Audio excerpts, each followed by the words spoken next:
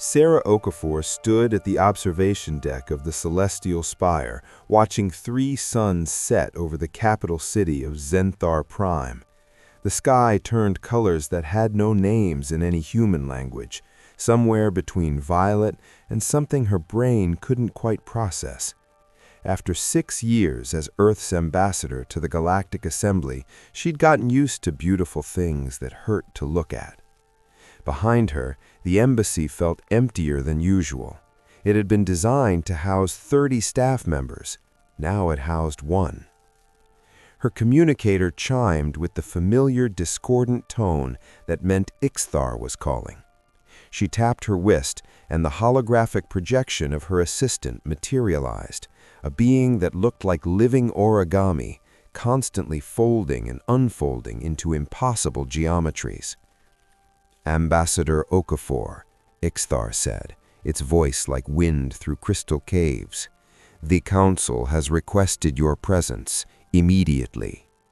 Sarah's stomach tightened. Immediate summons were never good news. "What's the matter?" "They didn't specify, but Ambassador—" Ixthar paused, which was unusual. It was a species that communicated faster than most beings could think. "There are whispers, concerns about your safety." "Concerns from whom?" "Everyone." 20 minutes later, Sarah walked through the grand hall of the Galactic Assembly.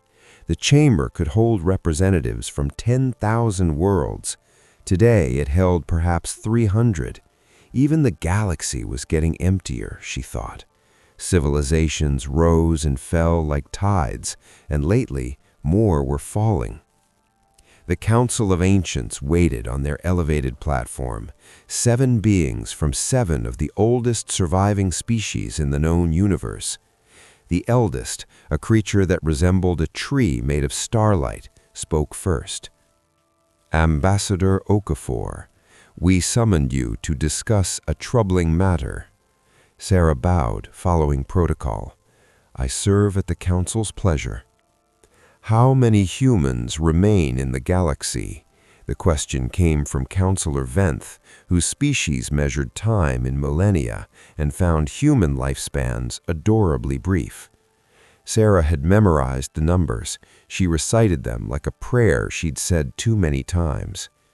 "Current census indicates 47,312 humans across 14 colonies and settlements. The largest population is on Mars, 21,000. The smallest is the research station on Kepler 442b, population 6. And Earth." Sarah's stomach tightened. "Uninhabitable for 347 years, population 0. The eldest made a sound like wind through dead leaves. Sadness, Sarah had learned. "Your species is dying, Ambassador, not from war or plague, but from attrition. Humans simply aren't having children, aren't surviving. In another century, perhaps 2, humanity will be extinct." "I'm aware," Sarah said quietly. She was 34. She had no children. None of her cousins on Mars had children. The youngest human she knew of was 17, and he was treated like a miracle. "Which brings us to the matter at hand," Counselor Venth continued. "In the past month, 3 humans have been murdered on 3 different worlds. All were cultural preservationists like yourself. All were killed in the same manner." Sarah's stomach constricted.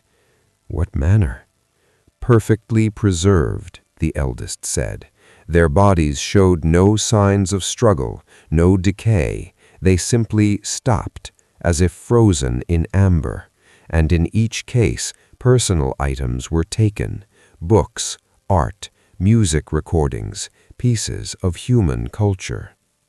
"Someone's collecting us," Sarah whispered. "Collecting you," Venthar corrected. "And we believe you are next. You are, after all, the last official human ambassador, the keeper of Earth's memory. What better prize for a collector?" Sarah's mind raced.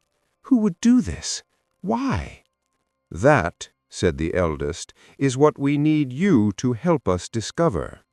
We are offering you protection, but we suspect the killer may be someone with access to the highest levels of galactic society. Someone who attends council sessions. Someone who might even be in this room. Sarah looked around the chamber. 300 species, 300 sets of eyes, or eye equivalents, all watching her. Any one of them could be a murderer. "What do you need me to do?" she asked. "Live," the eldest said simply, "and let the killer come to you. We'll be watching." The next 3 days were paranoia given form. Sarah continued her duties, cataloging human literature for the Galactic Archive, teaching a seminar on Earth's musical traditions, attending diplomatic functions where she was often the only being present who breathed oxygen.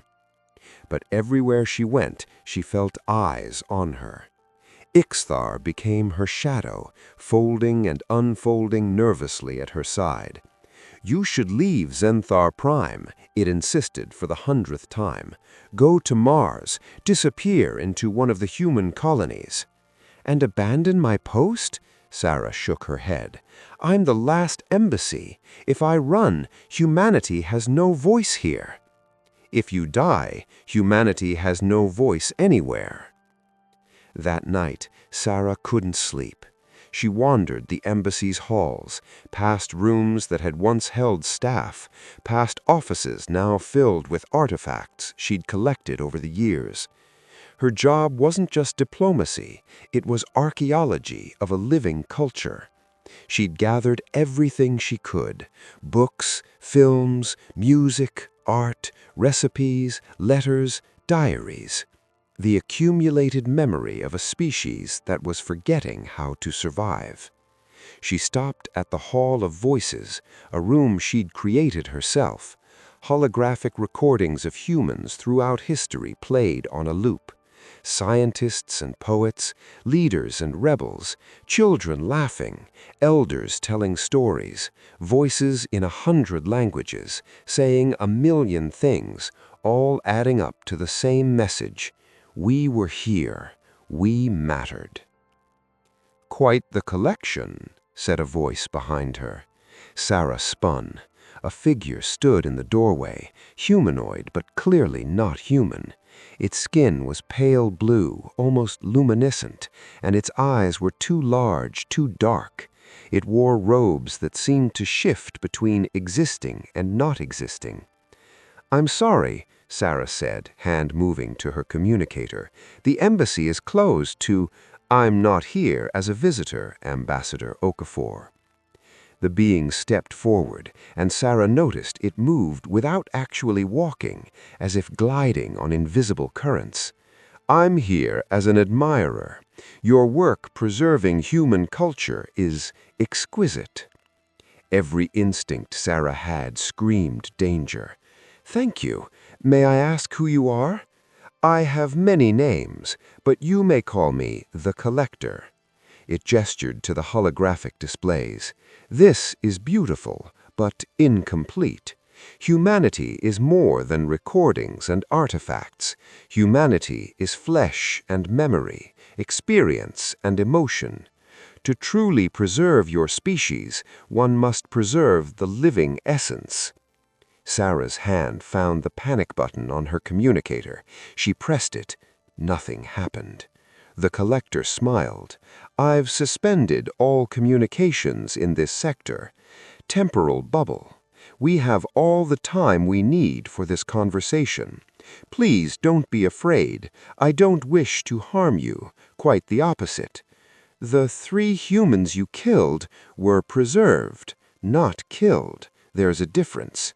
They exist in perfect stasis, experiencing their final moment forever. No decay, no corruption, pure preservation. That's murder." That's immortality. The Collector moved closer, and Sarah backed away. Your species is dying, Ambassador. In a century, there will be no humans left. All your culture, all your art, all your magnificent chaos and creativity, gone. Unless someone saves it. Unless someone preserves specimens before the final extinction. "We're not specimens," Sarah said, anger cutting through fear. "We're people." "You're the last echoes of a beautiful song," the collector said, "and I intend to make sure that song never fades completely. You should be thanking me. I'm offering you eternity." Sarah's back hit the wall, no more room to run. The collector raised one hand, and Sarah saw something forming there, energy that bent light, that made her skin crawl with the wrongness of it. "Don't worry," the whisper collector whispered. "You won't feel anything. You'll simply stop, and then you'll be perfect forever." The energy reached toward her, and Sarah closed her eyes and heard the sound of folding reality. Ixthar materialized between Sarah and the collector, its origami body unfolding into configurations Sarah had never seen before, sharp angles and impossible geometries that hurt to look at. "Step away from the ambassador," Ixthar said, and its voice was no longer gentle crystal chimes, but something ancient and vast and very, very angry. The collector paused. "This doesn't concern you, Ixthar. This is about preservation." "This is about murder," Ixthar snapped, "and I won't allow it." "You're just an assistant, a translator. What can you possibly—" Ixthar unfolded further, and Sarah realized she'd never actually seen her assistant's true form. What she'd thought was the whole being was just the smallest projection. The real Ixthar was enormous, complex, a living mathematical equation that filled the room and bent space around itself. "I am Ixthar of the Fold. My species has existed for 40 million years. We have seen 1,000 races rise and fall, and we have learned that the measure of a civilization is not how perfectly it's preserved, but how freely it's allowed to live and die on its own terms." The collector hesitated. "The council won't interfere with my work. Preservation is not illegal." "But murder is," said a new voice. The eldest materialized in the doorway, along with half a dozen council guards. "We've been monitoring this conversation, Collector. We gave Ambassador Okafor's panic button a delayed relay. We wanted you to confess." The collector looked around, calculating odds. Then it did something Sarah didn't expect. It laughed. "You think you've won," it said. "You think stopping me stops the inevitable? Humans are dying. Their colonies are failing. Their will to survive is gone. I'm just accelerating the archival process." "Why?" Sarah asked, finding her voice. "Why do you care so much about preserving us?" The collector turned to her, and for the first time she saw something in its eyes that looked almost like pain. "Because," it said softly, "humanity saved my species once. 1,200 years ago, your people encountered my ancestors when we were on the brink of extinction. You shared your resources, your technology, your hope. You taught us that survival was possible, that tomorrow was worth reaching for." The collector's form flickered. "My great-grandmother told me stories about the humans who helped us, their laughter, their stubbornness, their absolute refusal to give up. And now I watch you fade away, and I can't just let you disappear, not after what you did for us." Sarah felt tears on her cheeks. "So you thought murdering us would save us?" I thought preserving you would honor you, but I see now, the collector's voice cracked. I see now that I've become what I feared. I've made you into artifacts instead of remembering you as people. The council guards moved forward, but the eldest raised a hand to stop them. Collector, the ancient being said, your crime demands justice, but your motive suggests something else, a question perhaps. It turned to Sarah. Ambassador Okafor, you speak for humanity. What would your species want done with this being? Sarah looked at the collector, at a creature so desperate to preserve what it loved that it had become a monster. She thought about the 3 humans who'd been killed, frozen in false immortality. She thought about all the humans scattered across the galaxy, slowly fading. And she thought about what humanity had always been at its best, messy, complicated, and absurdly hopeful.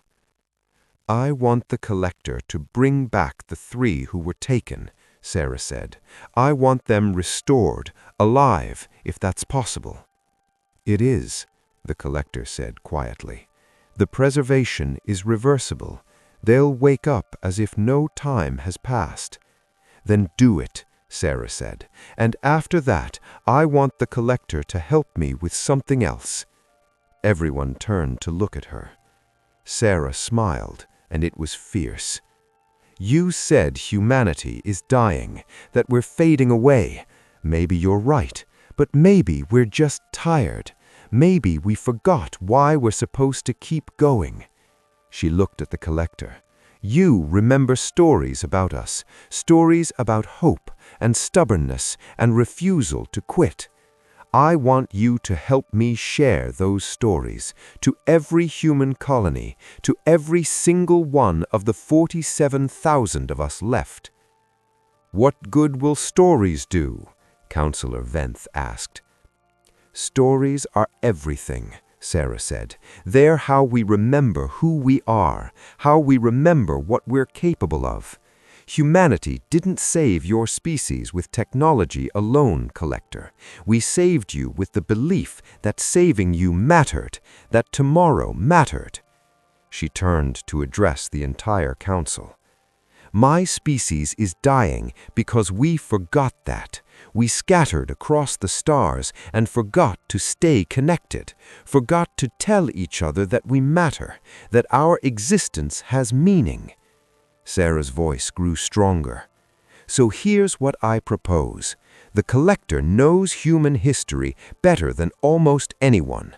Let them work with me. Let them help me create a network, a living archive that connects every human colony, not preserving us in stasis, but preserving us the way we're meant to be preserved, alive, growing, remembering, and creating new memories. The eldest was silent for a long moment. Then it made that sound like wind through leaves, sadness mixed with something that might have been hope. An interesting proposal, it said, but it requires the collector to choose imprisonment for your crimes or service to the very species you tried to preserve. The collector looked at Sarah. You would trust me after what I've done? I would give you a chance, Sarah corrected. Humanity has always been good at second chances, sometimes too good, but right now I think we need all the help we can get. The collector bowed its head. I accept. I will restore those I took, and I will help you save your species, if such a thing is possible. It's possible, Sarah said firmly, because the alternative is giving up, and humans are terrible at that. 3 months later, the Human Reconnection Network went live. The collector had been true to its word. The 3 preserved humans were restored, confused but alive, And then, with the collector's encyclopedic knowledge of human culture and Sarah's diplomatic connections, they'd built something unprecedented. Every human colony, no matter how small, was now connected. Daily broadcasts shared stories, music, art, news. Children on Mars talked to researchers on distant stations. Recipes were exchanged, jokes were shared, arguments erupted and were resolved. A woman on Kepler 442b fell in love with a man on Titan through video calls, and they were planning humanity's first interstellar wedding in decades. The population census came back, still declining but slower, and 3 couples had announced pregnancies. 3 didn't sound like much, but it was 3 more than the year before. Sarah stood in the embassy's Hall of Voices, but now it wasn't just playing recordings, it was broadcasting live feeds from across the galaxy. Real humans, living their lives, sharing their stories. Ixthar folded itself into a comfortable configuration beside her. "You did something remarkable, Ambassador." "We did something desperate," Sarah corrected, "and we'll see if it works." "It's working already," the collector said, entering the room. It moved differently now, less like a predator, more like someone still learning how to be something other than what they'd been. "Yesterday, a teacher on Mars contacted me. She wants to start a project having children write letters to their counterparts on other colonies, creating connections, building community." "That's perfect," Sarah said. "There's more." The collector's voice carried something Sarah hadn't heard before: excitement. "Dr. Yuki Tanaka on Mars has been analyzing the data. She has a theory about why humans stopped reproducing. It's not biological, it's psychological. Isolation, disconnection. When humans feel alone, they stop planning for the future. But when they feel part of something larger, they start believing in tomorrow again," Sarah finished. "Exactly." The collector paused. "I spent so long trying to preserve your species as it was that I forgot species aren't meant to be static. They're meant to grow, change, adapt. I tried to make you into museum pieces, but you're not art, you're artists." Sarah smiled. "That might be the most human thing you've ever said." That night, Sarah received a message from the council. They wanted her to present the Reconnection Network as a model for other dying species. Apparently, humanity wasn't the only race facing extinction through isolation. She stood at her observation deck again, watching the 3 suns set. But this time, she wasn't alone. Ixthar was with her, and the collector, and on her communicator she had video calls from a dozen different humans on a dozen different worlds, all of them sharing their day, their hopes, their fears, their terrible jokes. One of them, a girl of 17, the youngest human Sarah knew, asked her a question. "Ambassador Okafor, do you think we'll make it? Do you think humanity will survive?" Sarah thought about that question, thought about 47,000 people scattered across the stars, fighting every day just to remember why fighting mattered. Thought about the long, slow decline that had brought them to the edge of extinction. Then she thought about 3 pregnancies, about a teacher wanting to connect children across light years, about a wedding between 2 people who refused to let distance define their love, about second chances and stubborn hope, and the absolute refusal to go quietly into the dark. "I think," Sarah said carefully, "that we'll survive exactly as long as we keep asking that question. The day we stop wondering if we'll make it is the day we won't." The girl nodded, seemed satisfied. After the calls ended and the suns had set and the embassy grew quiet, Ixthar asked Sarah something it had never asked before.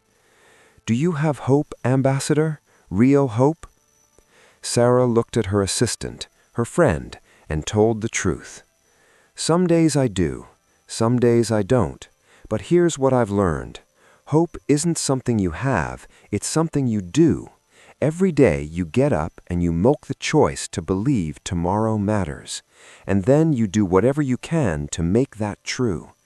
And if you fail, then we fail, Sarah said simply. But at least we fail trying. At least we fail together. At least we fail as ourselves, not as perfect frozen specimens in someone's collection. She smiled. Besides, humanity has a long history of looking at impossible odds and saying, "Watch this." I figure we've got at least one more miracle in us. Ixthar made a sound like wind chimes, which Sarah had learned meant laughter. You humans are ridiculous. We are, Sarah agreed, but we're memorably ridiculous. And in a universe as vast and strange as this one, maybe that's enough. Somewhere on Mars, a child was being born, the first in 8 months. Somewhere on Titan, 2 people were planning a wedding. Somewhere on Kepler 442b, 6 researchers were debating whether to expand their station to make room for families. And in an embassy on Xenthar Prime, the last human ambassador watched the stars and chose, as humans always had, as humans hopefully always would, to believe in one more sunrise. The numbers would fluctuate. Some days would be harder than others. The extinction timeline hadn't disappeared, it had just gotten a little less certain. But uncertainty, Sarah thought, was better than inevitability. Uncertainty meant possibility, and possibility, for humans, had always been enough to start with.